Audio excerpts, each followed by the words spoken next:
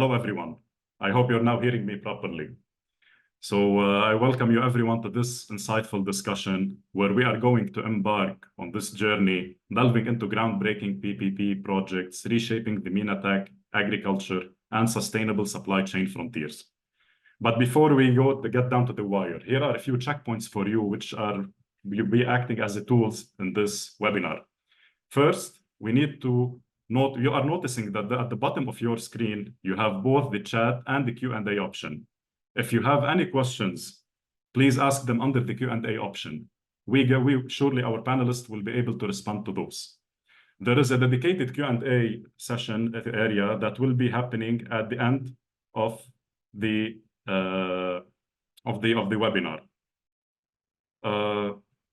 Surely, the chat option is for you to share the insights among yourself and to discuss them with other participants. Also, you have control over how you want to view the discussion. In the right corner, you have the view option. You have the option of speaker view or gallery view, by the way, depending on your preference. Last but not least, we will have the recording of the conversation ready so that you do not miss out on anything. You will get the recording in one of the following emails that we will be sharing once the webinar is finalized. So let's get it going. Allow me to start by providing some highlight to the process. I'll be hosting, I'm Hussein Al-Hussein, the General Manager of Farm to Plate, and I'll be hosting today's panel discussion on the power of public-private partnerships in driving positive change across various sectors. The discussion will explore the importance and impact of public-private partnerships in the Middle East and North African region. So, if we are to take it now on the highlight of the discussion. PPP isn't something new, nor is it something that is alienated from the processes, especially here in our region and in specific in the UAE. But it has come to the forefront in the past few years, especially when COVID-19 pandemic highlighted how fragile our systems were. The pandemic back then made us realize that PPP systems could work better in bringing flexibility and speed required in large-scale projects, as well as in taking things mainstream across the full process. I would like to discuss a little bit here quickly on the historic aspect, especially in GCC nations and the GCC region, which have heavily relied on the process of economy. Now, if we are to take the first reason why PPPs have started to boost up and spike up, it's one of the reasons on the fragility of the systems that the COVID highlighted and spotted. The second thing is coming from the regional approach, where and this is something that goes without saying, that the diversification of economies happening in this region, in our region, especially within GCC nations, requires that collaboration, communication, and coordination is happening on a cross-sectoral aspect and in between the public and private sector. So this is another reason why PPPs, we are seeing this spike, we are seeing this increase in the momentum of PPP initiatives and programs. The changing shifts and the global shifts towards renewable energy is something that is pertaining to that. So another aspect sustaining that both sectors need to be collaborating on a proper aspect. PPPs now from our front are playing a crucial role in the MENA region, especially with the implemented visions and the implemented, as a third reason, the implemented initiatives and the foreseen programs. So we can see within the MENA region, many nations and countries that are literally evangelizing the idea of roadmaps, strategies within the coming 7 to 10 years. So in order to achieve all this, and as a mean to focus on sustainability and innovation, with the ability to foster the 3 C's that we call, which are the collaboration, communication, and coordination, those sectors, both sectors have to be working very inseparably. Such partnerships are able to facilitate resource mobilization, technology transfer, infrastructure development, you name it, in order to have the process of capacity building and the market access, and most importantly, mitigating risk whenever improvements are heading that way. Allow me now, after this quick highlight, to welcome Ms. Nadia Abdul Aziz. She's the chairperson of ICC UAE Commission on Customs and Trade Facilitation. And Mr. Edward Hamod, sadly, I'm sure he has some emergency because he's been trying to join, but I couldn't reach him. Let's start with an introduction on Miss Nadia. So Mrs. Nadia Abdul Aziz, as the chairperson of ICC UAE Commission on Customs and Trade Facilitation. Nadia is a UAE national boasting over 20 years of expertise in business, marketing, supply chain, and logistics. So starting as a business analyst in the aluminium sector back at Dubai, she later served on the board of directors at Dulsco LLC, a prominent manpower supplier in the GCC. Currently, as CEO and partner of UNESCO Cargo LLC, Nadia's leadership extends to pivotal roles as president of NAFL and 2 terms as the vice president of the FIATA Extended Board. She chairs the ICC Customs and Trade Facilitation Commission UAE, drives While at Me, empowering women in logistics, and sits on various executive boards. Nadia's commitment to the industry has garnered her recognition from FIU and FFFAI. She actively promotes the UAE as a trade and logistics hub through collaborations with the global entities and government offices. Her CSR initiatives, include supporting the Al Noor Center and spearheading logistics training for Emiratis. Nadia is dedicated to elevating the UAE's trade landscape and fostering global partnerships for sustainable growth. Well, welcome, Nadia, and it is a pleasure to have you here. You're in mute, dear. You're inaudible. You're in mute. Thank you, Mr. Hussein, and thank you for having us here. It's an honor, and we are all together in this, and we are looking forward to further collaborations to support our communities, the industry, whether it's a private or a public sector. Thank you for having us. Thank you, dear. So now also I'll be introducing Edward. Edward just joined. So also allow me some time to also introduce Mr. Edward Hamod. Edward, he's the founder and CEO at Switchfoods, which is Abu Dhabi's first plant-based meat factory. As a food tech startup revolutionizing the culinary landscape with its innovative plant-based meat alternatives, Edward has been leading the way for Switchfoods within the UAE and especially in Abu Dhabi. Edward has a wealth of experience and a successful track record in leading esteemed food manufacturing and production organizations across the Middle East. He also identified the pressing need in the region for healthy, nutritious, sustainable, and locally sourced food options. This realization fueled his passion for contributing to national food security, promoting source diversity, and creating alternative meat varieties that cater specifically to Middle Eastern palates. Edward's commitment to sustainability and his unwavering belief in the potential of nutritional plant-based diets are not only driving forces behind Switchfoods, but they also reflect his strong conviction that food tech plays a pivotal role in the region's aspirations for enhanced food security. Edward's impressive professional journey showcases his adeptness and self-motivation as a leader in various business sectors. He possesses a deep understanding of financial, organizational, and operational strategies, which position him as a forward-thinking, adaptable, and enterprising catalyst for change.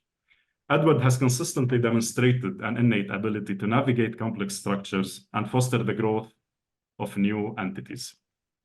Welcome, Edward, and surely it's good to have you here alongside within this ongoing webinar. Thank you, Hussein. Thank you so much for the great introduction. I'm actually very impressed with myself. Thanks a lot for the kind words. Not at all. Now, if the audience would allow me to just put something personal, a touch of personality. So I've been in person, I've met Nadia in person and within the ICC circles. I've also met Edward at several associations and industry gatherings and many events.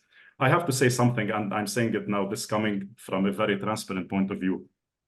Both are not only expert within their fields, but they also have the forward thinking when it comes to the abilities that we are able to harness within our region and how we are able to literally localize and better optimize and capitalize on many thoughts, many innovations, many ideas, which are requested at this stage in our region. So it's a privilege to have you both, honestly, and looking forward to an insightful discussion within this.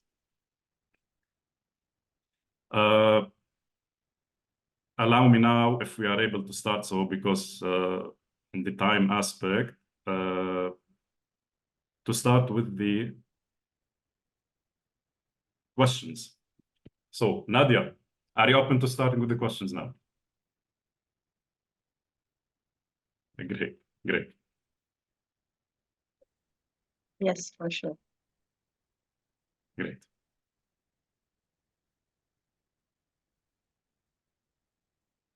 I can hear you.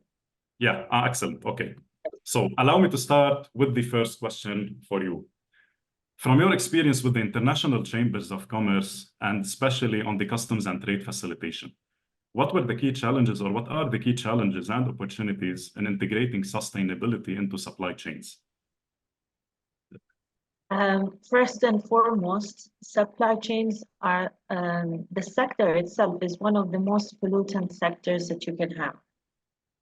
Be it the ships, the airlines that we use to get your goods here. So it's a huge challenge. Now, as the freight forwarder community, who's the middleman between the shipping lines, the airlines, the hauliers, you need to start also beginning. There should be a commitment from the airlines, from the shipping lines, to mitigate the large carbon emissions and other toxic waste. When you move to the middle person, like the supply chain logistics sector, of course, you need to start from the beginning. Your suppliers, you need to have a vision, mission.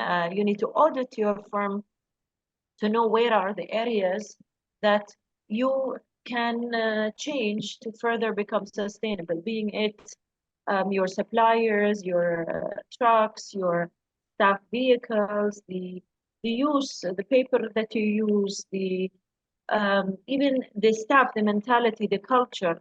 So it starts from the main industry players, then it goes to the middle organizations like the supply chain.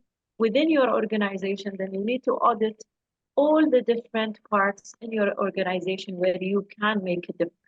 And you can do it gradually. I mean, the only challenge I would say for SMEs is the financial part. The large conglomerates have big budgets. They've been doing it for many years. It's part of their corporate culture. Now we need to engage the SMEs into this. The government has been moving very heavily into this. It's part of their strategy. They've invested heavily into this. They have a vision of decreasing all their carbon footprint, and they have a strategy for 2050. The private sector must follow fast, or they lose even business opportunities. So the challenges are financial. The challenges can be in terms of training, changing the mindset of your staff and your suppliers and your customers. And then looking at the different areas, cutting everything into micro pieces and looking into everything that you do and how that impacts your sustainability initiatives, even looking at your suppliers and who is supplying to them. So you need to be engaged, not only within your company, even with the suppliers you use. And if you change, you need to know everything and do your due diligence to know what are they doing also in terms of sustainability. Well noted, and that's a very, very fair point when it comes to that. So I fully agree on what you just briefed on. It comes with a higher cost. So initially, it will come at a higher cost.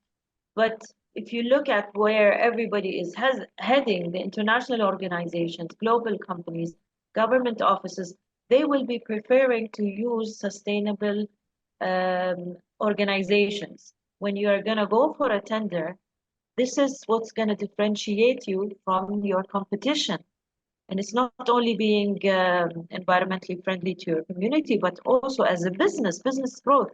it has a future. It's more sustainable, even in terms of your financial growth.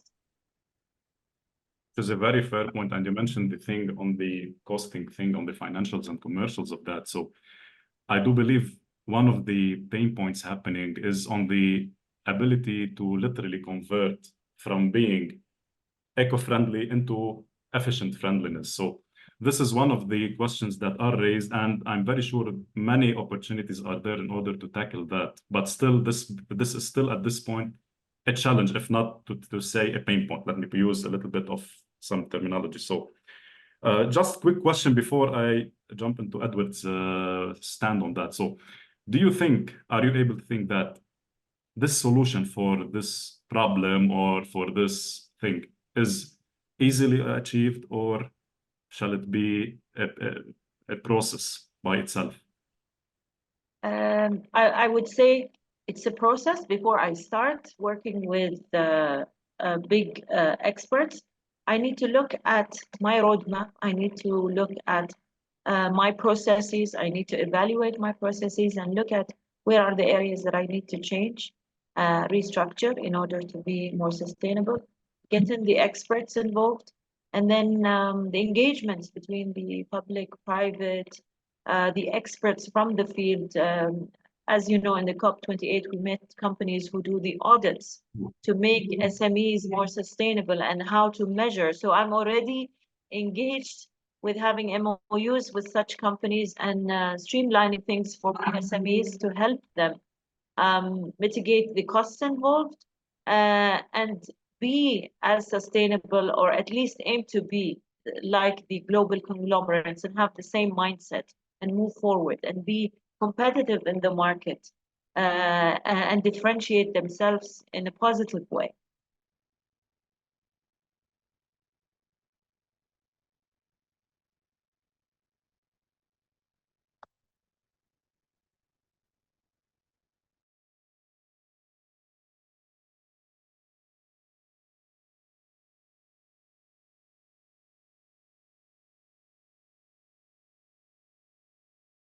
Apologies, but there is this thing on the mute, unmute, so it's all applied to everyone. And this is about fairness, by the way, not only on the ability of it. So I have another question, which honestly, I do believe is a little bit interesting to understand from your own experience, Nadia.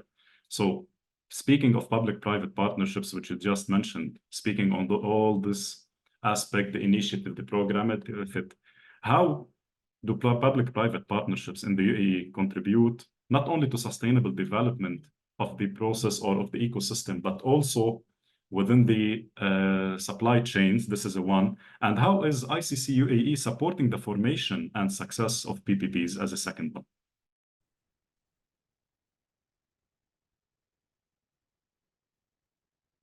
Okay, so let me put the first question first, as on the I see. sustainable supply chain. You already delved into this, but how Yes. are we able, or how ICC is able to formate and to ensure the success, especially coming from the chairperson of the commission itself? I would say ICC plays an important role. Being an international NGO, a nonprofit NGO, their main focus would be is to raise standards, collaborate, be the voice of the industry, be the largest trade body, and some of the initiatives that they have is to work on best practices, compliance management, technology and automation, engaging the public-private sector.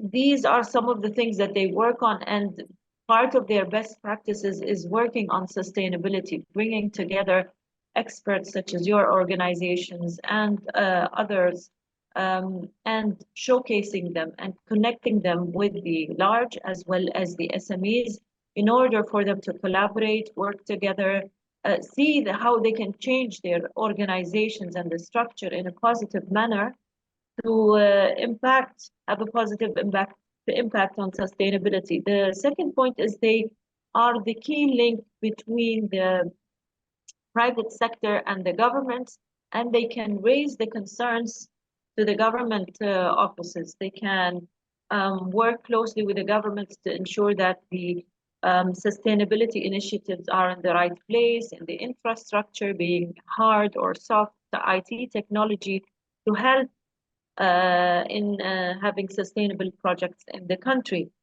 For example, if you can see, we're using AI, electric metros, sustainable to the environment. There are no emissions.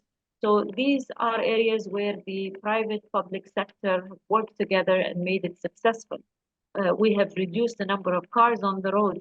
Just if we just think of the metro, how many cars have been stopped from being used and there are no emissions.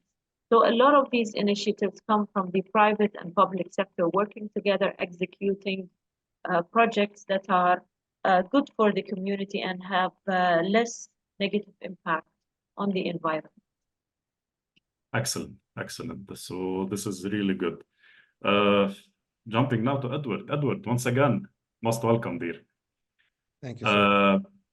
I'd like to continue from where Nadia stopped. So in your brief overview, how are you able to provide us of your journey when it comes to the niche solution, niche concept, which is a revolutionary concept, actually, which you are utilizing here in the UAE, and how you became involved in those PPP models and the initiatives and all this process as a whole? Yeah, so actually PPP has played a very important role in my journey, because the initial thoughts, actually, the conversion of a thought into an idea into a project has come from discussions with the leadership at the public sector. So at the time when I was still leading a large food and agri group out of Abu Dhabi, I had the privilege and the opportunity to connect as part of my role at the time with Her Excellency Mariam Al-Meheri, who was Minister of Food Security at the time. And for the first time in my career, and I've been in food since 2005, I was hearing new words and new lingos and new initiatives around food security, around sustainability, around food transformation. Her Excellency had just came back from the States, from attending the Milken Institutes, and she was one of the first to introduce the concept of, plant-based diets, plant-based protein, demand-side intervention. How do we match supply and demand? How can us, because the company I was leading was a quasi-government, but was still a private company, a very large private company in the UAE. So how can the large private companies play a role in changing the food landscape in the UAE? So the thought of what, the initial thought, or the initial idea of what became Switchfoods today, was actually instigated by these discussions with the authorities, or with the public sector. What has also helped is that this discussion was not a one-time off, right? It was a continuous discussion. So at the first time we talked about it, or first time I heard it, I probably didn't take it as seriously as I should have. I felt out of place. I didn't really understand it. I was in a comfort zone that was, I was producing animal feed and dairy and conventional meat and milk and all of that. So to talk about sustainability and food transformation and the role of food in the role of food and agri in the ecosystem, or in the sustainability ecosystem today, I didn't really understand the impact. I was P&L driven. I was looking at producing the best product at the lowest price, and looking at, improving my distribution network. But it was for the first time that I understood actually the impact of the business I was leading, right, on human lives and on the world as a whole, right? So, and then throughout this continued, every time I would be in a meeting or asked to be on a committee around something else, the discussion will revert back to what are we doing to transform and improve our food systems, not only from a food security perspective, but also from a sustainability and human health perspective, because we are the results of what we eat at the end of the day. And people always talk about you know, pollution, and like Nadia just said, you know, we talk about logistics, cars, ships, airplane, but actually today our food systems is the second largest emitter globally as an industry after energy, right? Which is, I think in a few years, today the energy industry has understood its role in sustainability and climate change, and understood and agreed to change or to invest in making changes. And therefore, they're investing billions of dollars over the next few years to drive sustainable energy, green energy, recyclable energy. So I believe that in a few years, and if we don't act as a food industry, we will become the largest emitter globally. Think about it. It's insane, right? And at the same time, we talk about world poverty, we talked about famine, we talk about lack of accessibility of food in poor countries, where actually the food industry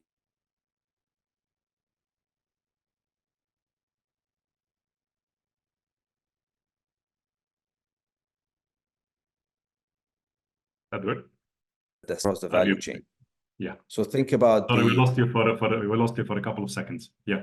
Oh, sorry. So I was saying the food industry is the only industry globally that can sustain today 30% waste at origin and 30% waste at destination. So imagine not only the economical and commercial impacts of this, but also the environmental impact of what we're doing. So to go back to the PPP, throughout my journey, so the discussion started in 2018, 2019, and when I decided to launch Switchfoods or to venture into Switch, I continued to have this conversation and continue to seek the support, not financial by any means, but in terms of strategy, I needed to have clarity on the vision of the UAE on the future in terms of food transformation. And the vision was very clear, and it was very openly communicated on where the UAE wants to be in 2030, 2035, and 2050 in terms of food production, food transformation, sustainability, local production, food security, all of that, which helped me as an entrepreneur, define my strategy, communicate it to my investors, and build the business. This is excellent, Edward. Honestly, I have to confess that with your insights, with Nadia's interaction, the first question will be coming from me, but I'm trying now to put it on the Q&A side of it, especially with the background we come from on the agri-food tech level. So being from the agri-food tech, supply chain, and technology background, I guess there are many questions I'll be asking directly, so I will consider some will be pushed through here, some will be continued after this discussion for sure.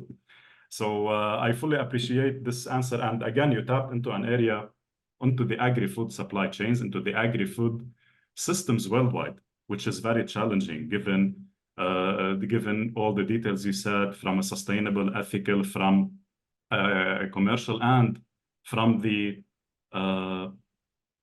I need to use this word, from the way this agri-food as a whole lags behind in a way or another, especially when it comes to the transformation happening across several other industries. This takes me to a place because without proper supply chains, without the efficient supply chain, especially on the agri-food level, agri-food systems and the food security, which you were just tapping into, will be really fragile. So this takes me to a question to Nadia, by the way. When we are looking at this agri-food or supply chains in general, now with the focus a little niche on the agri-food, how are the logistics and supply, what strategies are being implemented to ensure the resilience and sustainability of supply chains within this sector? Coming from a supply chain expert yourself, Nadia.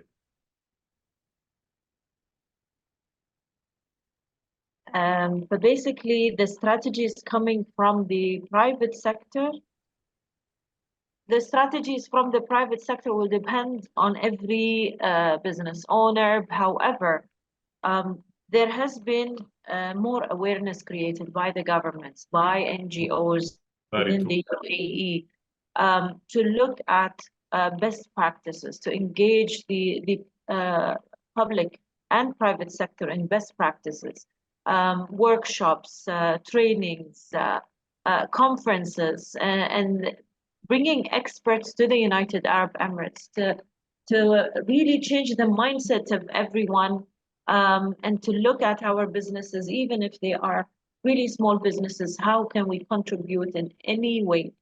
And when you start from the top bottom as a leadership, and I've noticed this happening a lot within our region, within the GCC region, being a small country, they are adaptable, they are agile, and when the government has a strategy and has streamlined their objectives, the private sector follows. Yes, maybe not as fast, but they have seen the legislation, they have seen the sudden changes.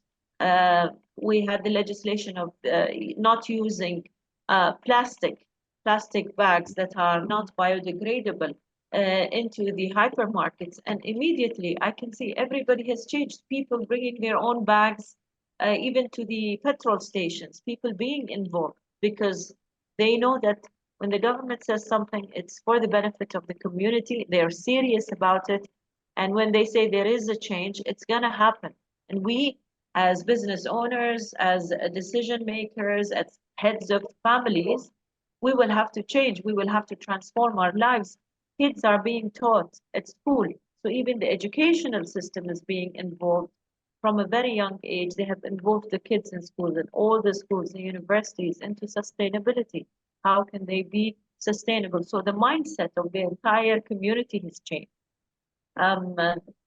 which is helping. So once you have new generations coming even to work with you, they will be very, very vigilant about what they use, how the company works, what suppliers you use. And once they become decision makers, this is automatically into their DNAs, and they will behave totally different from the previous generations, because it's been with them since childhood. And they know this is the right thing to do for the community, for the environment, for the planet that we live in. Excellent, excellent. And really enjoying it. And this takes me to another question, Nadia, which, by the way, it will be more of an interactive in between you and Edward, because this will really shape the process we are tackling here.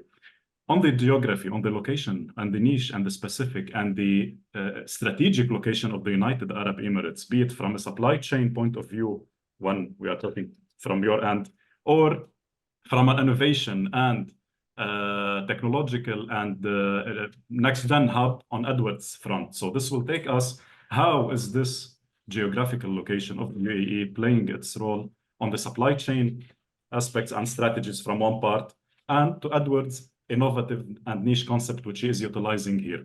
So if you can start with you on this part, Nadia, please. On the supply chain, let's say the strategic location of the UAE, you can access 1/3 of the global population in less than 4 hours, 2/3 of the global population in less than 8 hours, being connected to 260 international destinations on a daily basis into 80 countries. That is just to give you a gist of our connectivity, even by air. By sea, we have all the direct sailings, ships, direct sailings to Africa, to all the countries.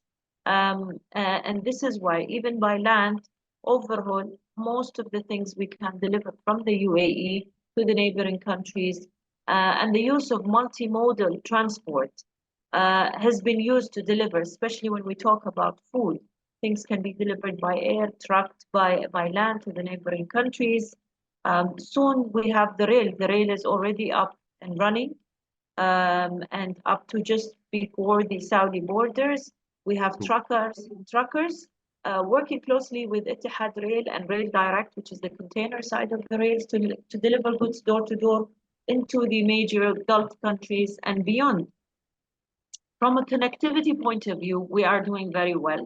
And this is where the government has invested in infrastructure, sustainable infrastructure, soft technology to support the infrastructure, which will help all our businesses as well as facilitate trade flow. When you look at the storage, I know we have extreme temperatures, but we have storage facilities being in Abu Dhabi, Dubai, the other Emirates. We managed to be very resilient during COVID and move millions of vaccines across the globe, despite our really harsh temperatures. We have temperature-controlled warehouses, which will definitely support the agribusiness and to secure it for the long term. So we have very vigilant, resilient supply chains in place. We have tested this during COVID, during this Suez Canal issue, during natural disasters taking place around us. We have managed to move goods from many countries. In fact, we're one of the largest countries that moves humanitarian aid using their supply chain logistics infrastructure. So from that aspect, we're doing well. The ports have the warehousing facilities, the silos for the bulk grain, sugar, food products, storage. And then we've got the reefer containers being transported by land, by sea, by air. So all of that, we have the infrastructure in place. Now, when there are issues, disruptions in supply chain, which will impact the urgent food supplies to a lot of countries, even to our country, the use of multimodal transport, which is a combination of land, sea, air, etc. The use of trade facilitation certification. For example, the TIR carnet. This is used to move containers over cross-border by land and then by sea to different destinations without border or customs checking and facilitating that flow. Authorized economic operator is a World Customs Organization program where traders as well as logistic companies can get authorized and get compliant. Once you're authorized, it is an internationally recognized program which will ensure that your goods can move smoothly cross borders into different destinations around the world with minimum customs inspection. Whether it's a mixture of transport modes or it's only by sea, but this is how we have mitigated and reduced the negative impact of what's happening and reduce the cost impact on the final consumer. Interesting. Edward, so capitalizing, building, and taking all those from a supply chain perspective into consideration. Back to Switchfoods. So how is the ability of the alternative protein factory, this innovative approach, the ability to root such a concept? Because when we are talking about Switchfoods, when we are talking about protein-based alternatives, you are not only discussing the ability of, or a good, or a solution, we are discussing all the process encompassing the idea of awareness, encompassing the idea of a shift in consumer behavior. So how is the UAE's location, strategic location, how is the UAE within the GCC and the MENA region able to cater such a solution and to facilitate Switchfoods' journey?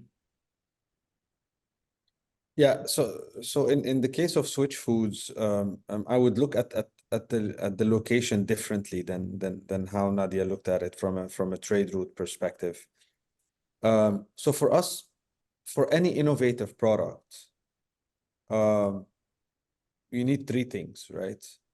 You need talent, you need funding, and you need the market, right? So if we start with the market, the UAE provides a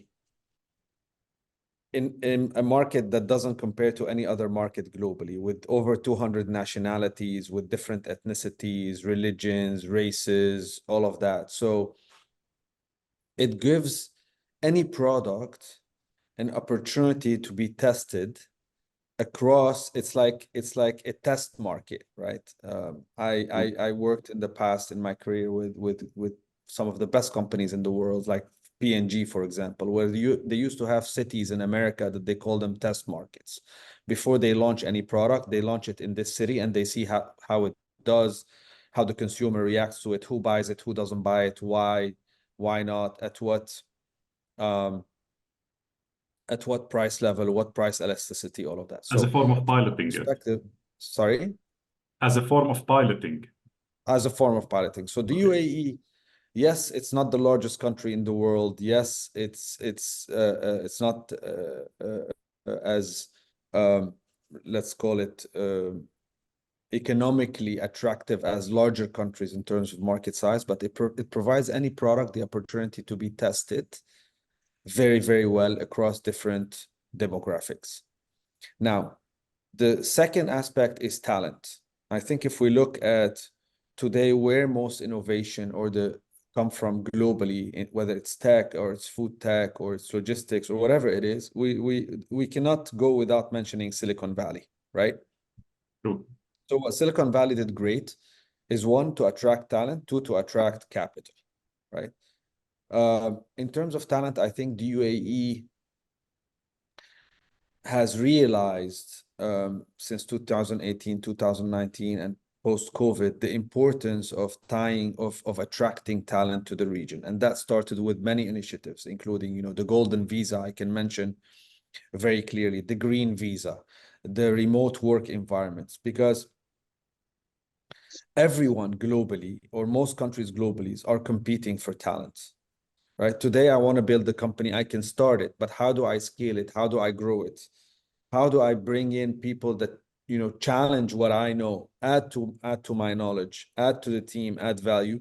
You need to attract them to the region.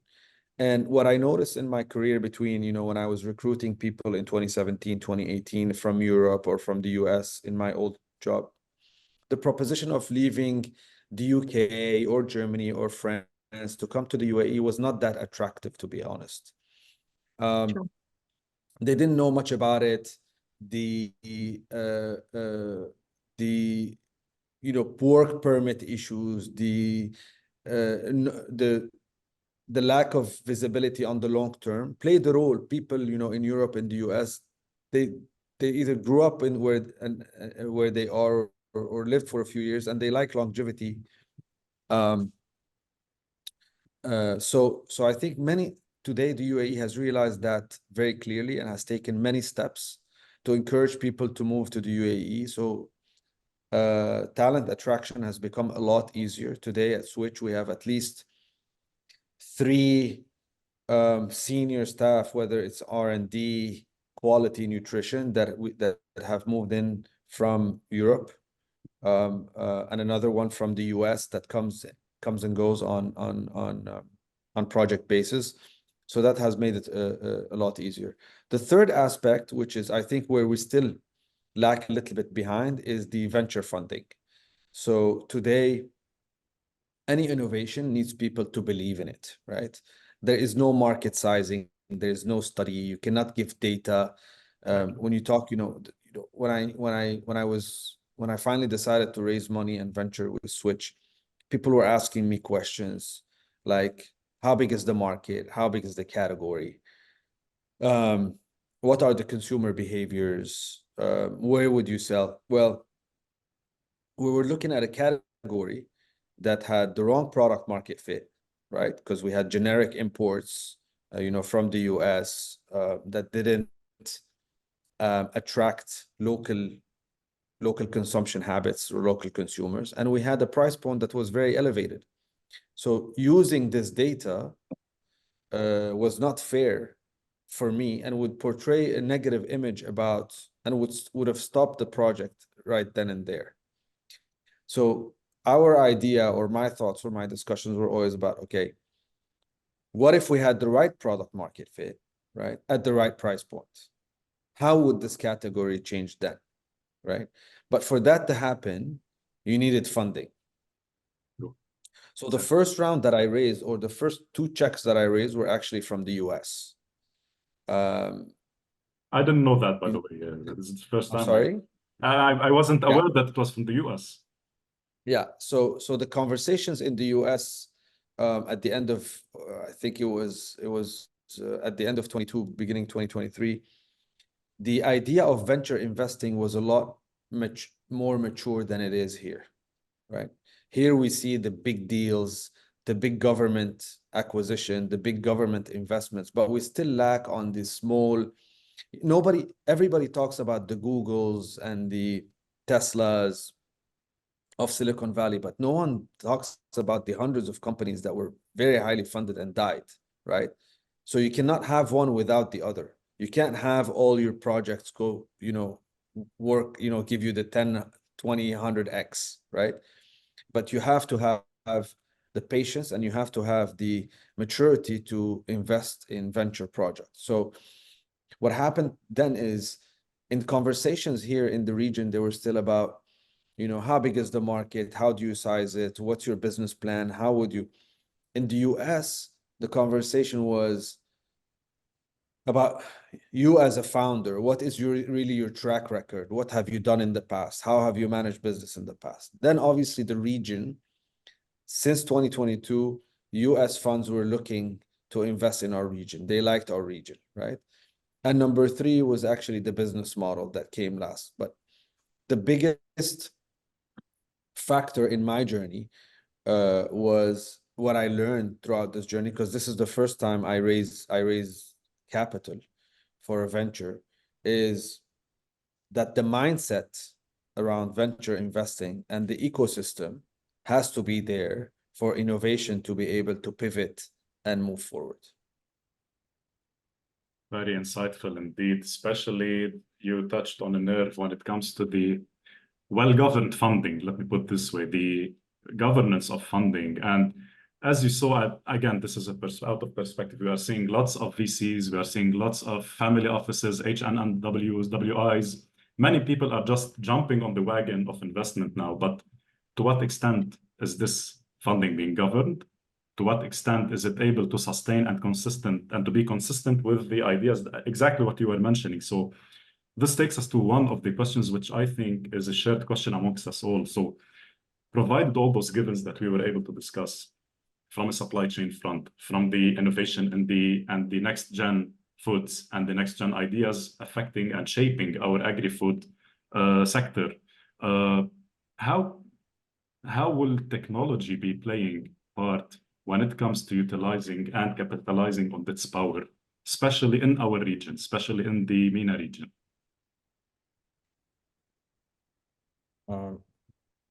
I'm happy to go first if Please you would do. like. Yeah. Okay. So to go back to where to how it started, and with the discussion to go around the idea of PPP and the discussions that I had with the government or the appropriate people in the leadership at the time around food and food production, food transformation. So throughout the years, if you look at the UAE's food security and nutrition policy, was to invest in agricultural land and agricultural assets abroad, right? So we heard a lot, many UAE-based, Abu Dhabi-based companies that have invested in agricultural land in Europe, in Africa, whether it's Sudan or Egypt, in Romania, in South America, even in the US, right? But what we saw is that when everything is going well, that investment is not needed, right? Because the trade flows are working perfectly, efficiently, all of that. When crisis hits, those investments don't really help you, because if there's a supply chain disruption, if there's a port strike in Brazil, no matter, even if you owned half Brazil, you can't export your goods, right? If any country implements an export ban, even if you have land there and product there, if they do an export ban on wheat or corn or soya, for example, you can't move it, right? And this is where we see that the largest global trading companies don't invest in agricultural land. They invest in assets, whether it's storage assets or processing assets, and they invest in logistical assets, whether it's ships, reefers, or whatever. So for our region, unfortunately, that doesn't work, because large-scale agriculture doesn't work, right? We've been blessed with many things in the UAE. Climate and soil fertility is not one of them, or two of them, right? So until 2017, 2018, all projects or food-related projects were conventional projects that were either too cost ineffective, too cost inefficient, or utopian from a side. or utopian, right? Let's yeah, for use of better word. So food tech for the first time allows us in a region that's challenged from an environment perspective to actually produce food locally, right? So today, for me, what we looked at is the conversions of our protein, right? So today, in the conventional food system, 80% of agricultural land is used actually to feed livestock, right? So 80% of all crops harvested globally are used to feed livestock, to feed animals that give us 17% of our protein. So you see the inefficiency? Talk to me about efficiency. Right. So now what has food tech allowed us to do is to actually take these crops directly from the land, instead of giving them to animals, right? Extract their protein, right? And convert them into 5 times more product, right? So today, for every 1 ton of peas, we can produce around 5 tons of plant-based protein, right? Whether it's in meat, chicken, and all that. So that makes it feasible for a region like ours to become sustainable, to lower emissions, to produce locally, which is solving a big part of the food security phobia that we have, which is very valid, right? Because we import over 90% or 92, 93% of the food we eat, right? So now what, my belief is that when the government starts saying, or the regulators start saying that now we're making bigger progress on the side of production using technology, they will implement new policies and new regulation to reduce dependencies on import. And that's when the industry will even grow faster and bigger. Good. Excellent. This is really, really interesting and insightful. So Nadia, picking up on where Edward stopped, especially on the ability to integrate, embed, and to utilize the, I don't know if I'm to call it the powers or the resources of technology and how we perceive them. So how do you see it being bridged with the supply chain from your end? Of course, with the supply chains, of course, the use of the new technology and using for example, the UAE or Dubai using also the vertical farm technology and iFarm technologies in the UAE has changed the mindset of a lot of the farmers, has opened up opportunities for the food industry. Of course, during COVID, the food industry, we've noticed how, as Edward mentioned, we import more than 90% of what we use. And we don't only import, other countries depend on us. We are one of the largest exporters. We rank more than less than 18th globally when it comes to exports out of the UAE, reaching $402 billion last year. So I would say the use of nearshoring or trying to have a more resilient agri-industry in the UAE using the latest technologies, hydroponic systems, EBB, and flow systems, which will increase the flow of oxygen into the agri-products and become more nutrient. So they have started using that. Of course, we can't go for a bigger scale suddenly because it's difficult. We'll still depend on imports.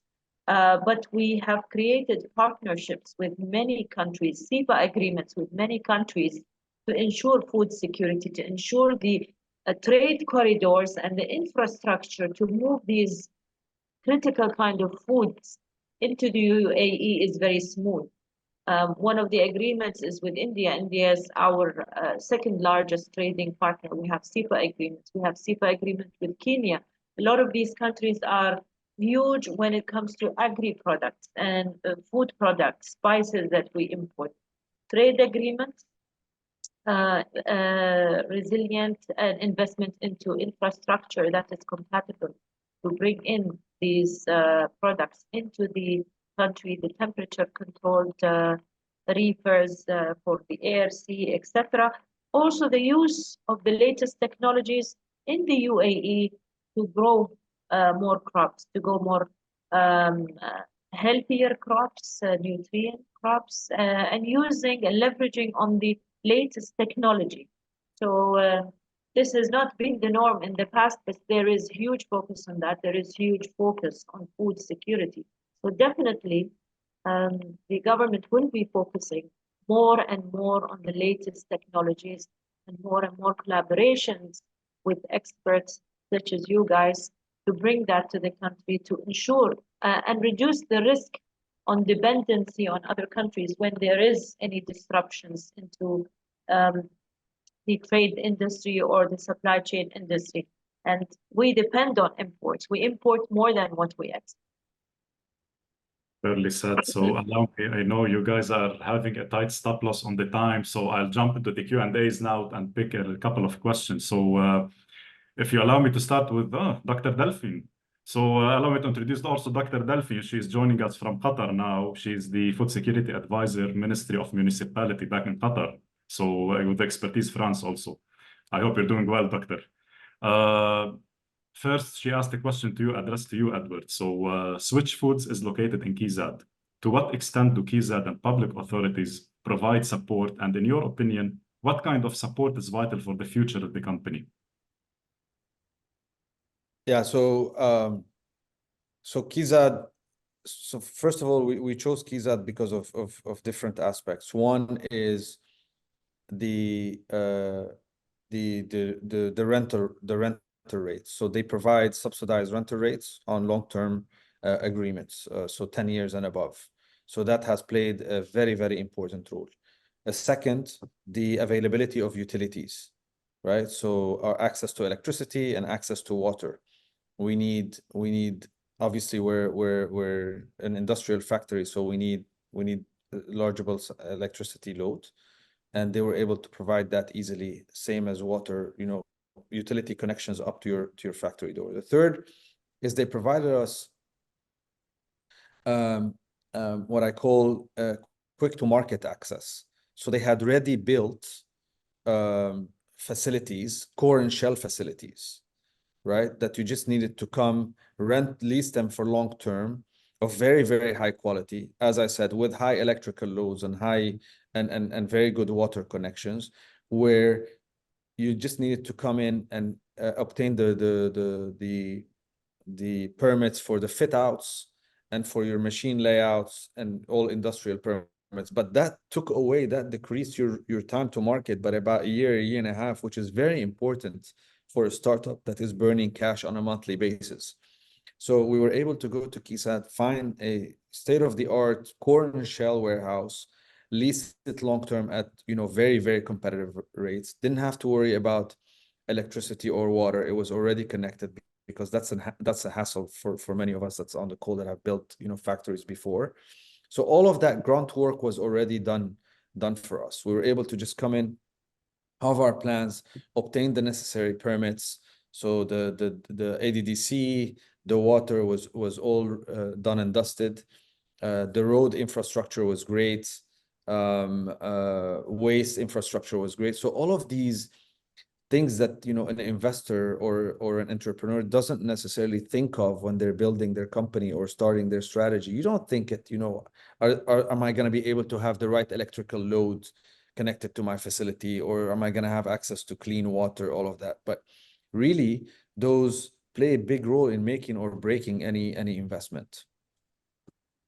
Great.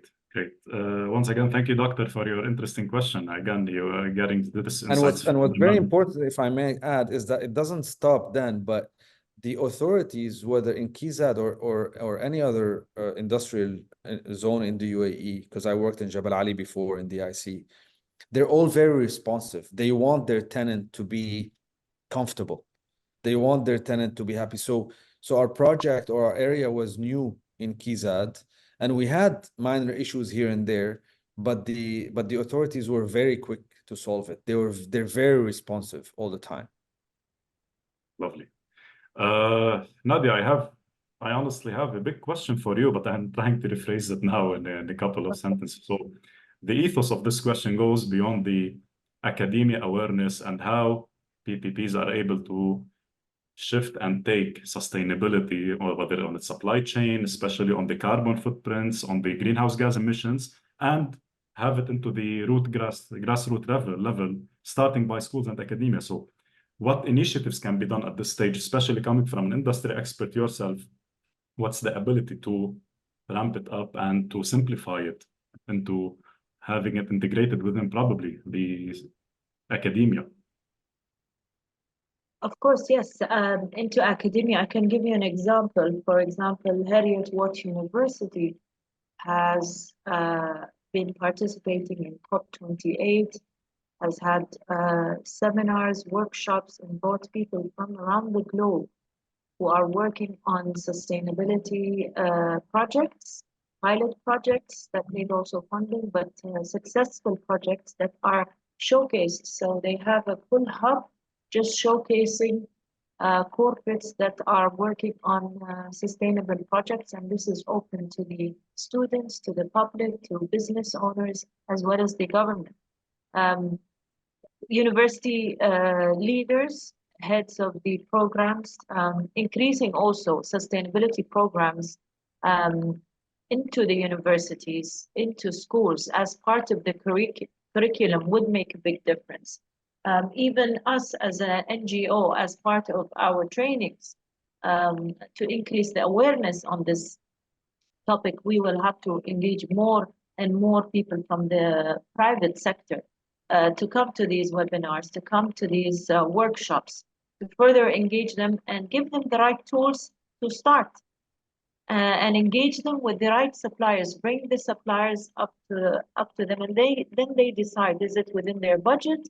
And we try to bring them suppliers that can accommodate also SME budgets. So I think working with schools, and it has started, and I think this is an initiative, I would say it has been pushed by the government, and then the schools have taken a positive role. I have visited many schools and I've seen this.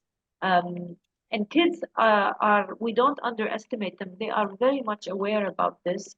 Universities have started, and the more we do this, it's going to be a norm that by default, we are very responsive, very responsible.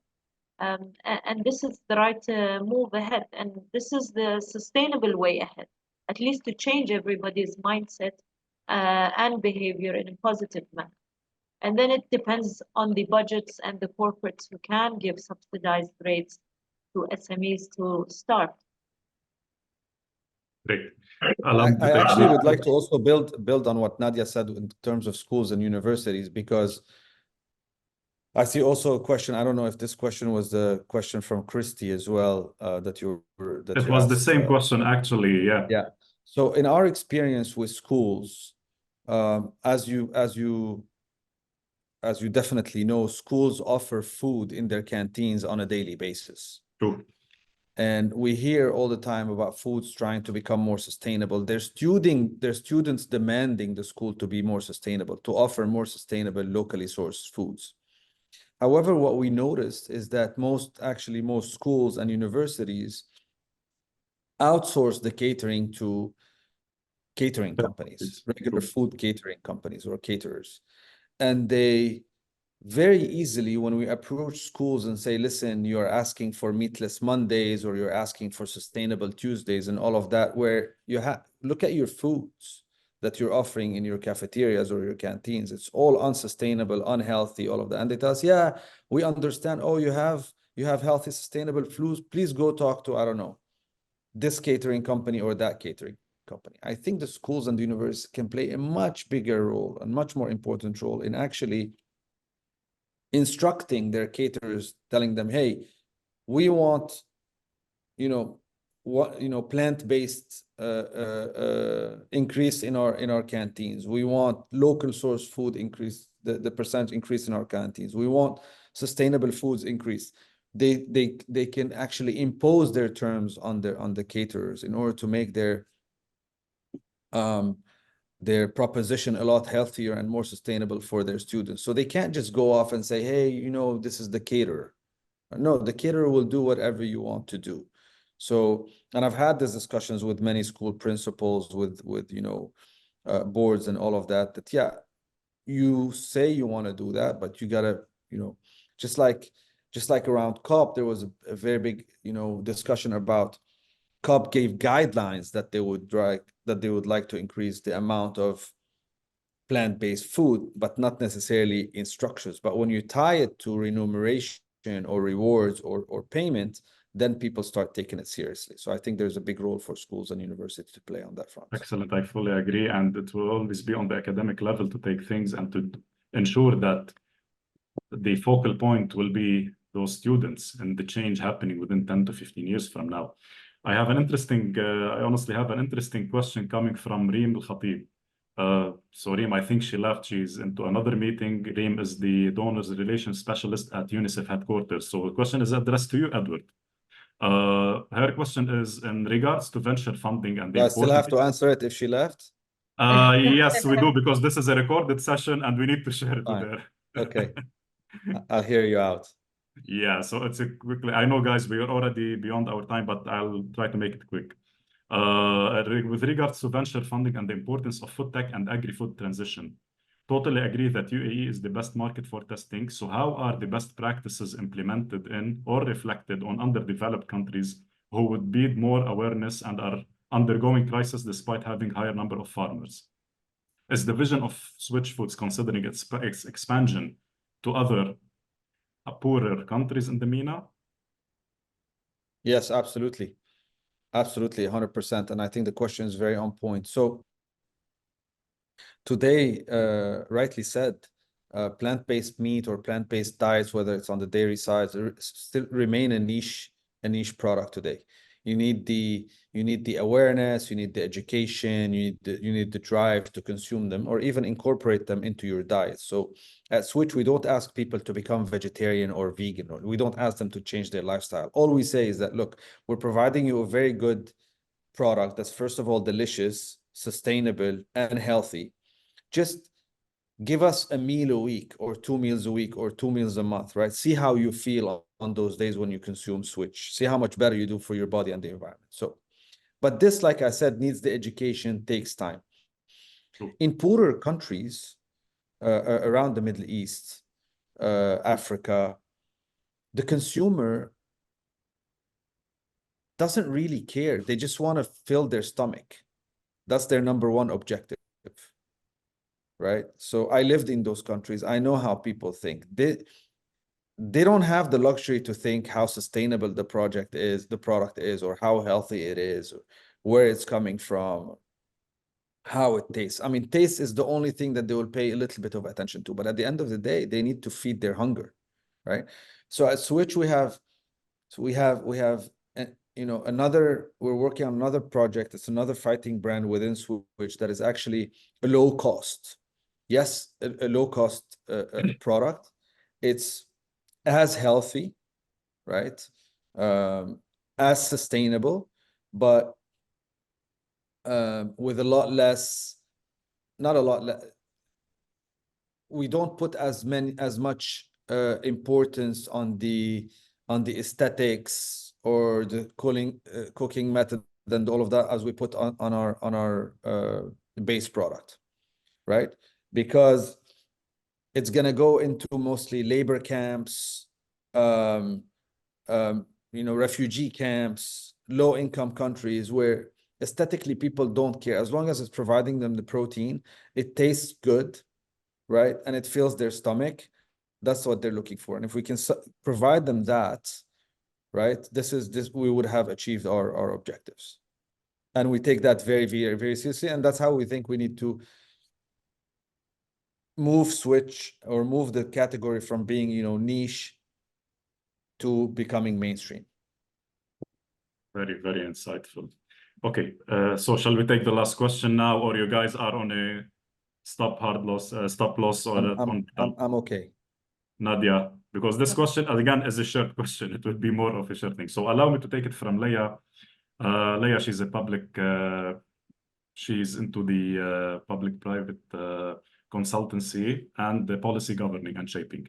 So thanks FTP and the two guests for the interesting conversation. It is important to ensure that advancements in technology and sustainable supply chains benefit everyone, not only advanced economies and big businesses. So how can PPPs really ensure that everyone benefit from advancement and promote inclusivity, especially on the PPP model, on the sustainable approach, etc.? So Nadia, you can start with that if you feel. How can we make it ensure inclusivity, how PPP models can ensure inclusivity falling under the sustainability, and probably back to the question that we had from Reem, I think it's a way or another related to the probably underdeveloped situations. So how can this achieve, how can this help, especially with the vision that UAE already implements and roots in on the process of acting as a ramp for undernourished communities, probably? The partnerships, of course, these partnerships will definitely improve whatever we do for the other countries around us. So if we have built good infrastructure, if we have built the right technology, be it agricultural technology, it will, of course, mitigate our dependency on agriculture from other countries. I know the government has invested in the Middle East, in Europe, in farms, and a lot of land using technological advances for the agricultural part to also secure, to have more food security. Now, how strong these partnerships are will depend on also the private sector willingness to engage, to come and test this market and see how attractive and lucrative this market is. There are huge funds being invested from the capital Abu Dhabi into agriculture, into securing agri business, into land in Africa, Europe, etc. And we also export a lot of these things to other neighboring countries, whether we import it from Europe, CIS region, these are also re-exported to other regions. So I think us as ICC, we can be the building bridge between the experts, the private sector, and what gives us the strength is we work in more than 100 countries. So this gives us the advantage to introducing huge conglomerates, experts in this field, come and work in the UAE, progress, and see how we as the UAE can support other countries, how we can deliver food to the underdeveloped countries. We've done it in the past. We have the logistics part of that in place.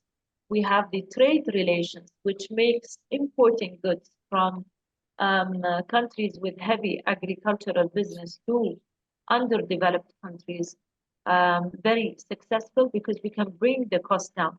Our logistics cost is down. Some countries, the logistic cost can be up to 18%. Competitive costs in terms of logistics should be 9% and lower.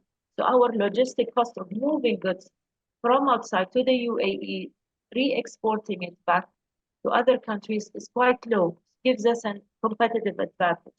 Our trade relations, Arab League agreements, CEPA agreements, free trade agreements with a lot of countries who produce agri products gives us the unique advantage to re-export it to underdeveloped countries at very competitive rates.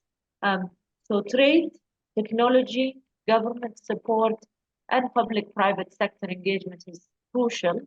And having the right mindset and government strategy and investment into that will help support even businesses and technology-driven companies to get into other markets that need our help, that need the technology and the agri exported to their country. So I guess we are in the right place, just like Edward said, but sometimes it's difficult to convince people. Now it's much easier to convince investors and people to come here and pilot and test this market and expand to other markets.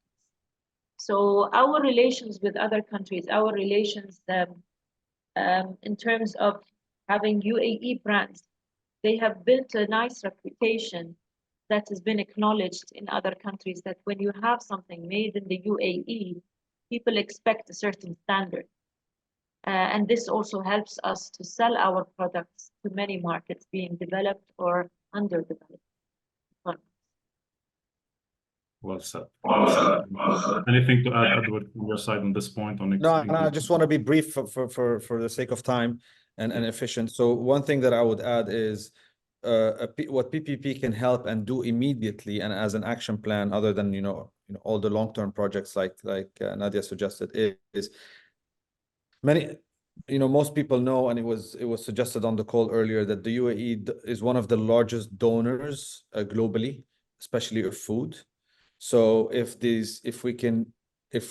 we're successful at channeling these PPP partnerships into providing aid or food of product that is produced locally, right? Instead of today re-exporting. Today, if we have a disaster-stricken region or a war or a region with geopolitical tensions, instead of sending meat that's coming, I don't know, from India, from Brazil, why don't we send products that are produced locally, right? Instead of sending rice, instead of sending. So I think there's a role. I think here we're still lacking, and there's a role. If you talk about inclusivity in underdeveloping countries and what we can do on that front, is actually favor or we have to recognize that there are now food tech companies producing locally. How can we engage with them and help grow them and grow the UAE footprint while delivering more sustainable, healthier products that are produced locally?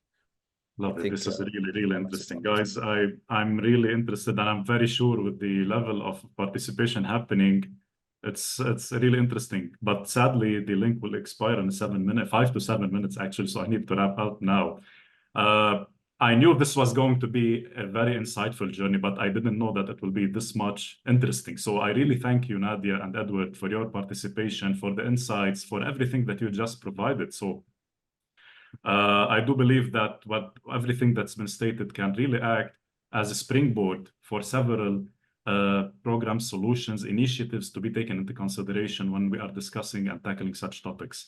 I'd also like to extend the thanks and the pleasure of hosting the esteemed audience. You guys were really had spot-on questions, and thank you and everyone for the participation. I'm surely looking forward for future events.